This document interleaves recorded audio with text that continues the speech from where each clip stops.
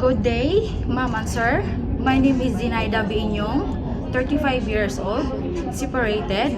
I have 4 children, 2 boys and 2 girls. My height is 157 cm and 56 kg. I am a high school graduate, also a Roman Catholic. I have 2 brothers and I am the first of the family. I am living Dagupan, Pangasinan, Philippines. I work as a domestic helper in Qatar for 2 years. I serve 3 members of the family, 2 adults and 1 newborn baby. My duties are to taking care of the newborn baby and also doing cleaning, ironing, washing the dishes, cooking, and marketing. I want to work in Hong Kong because I want to earn salary to support my family here in Philippines.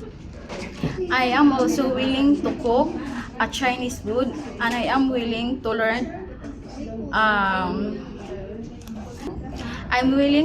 how to cook a Chinese food. To all prospective employers in Hong Kong, please choose me as your domestic helper. I promise that I will do my duties and responsibilities, and I am also kind, patient, trustworthy, a fast learner, and willing to learn and follow your rules and regulations. God bless and thank you.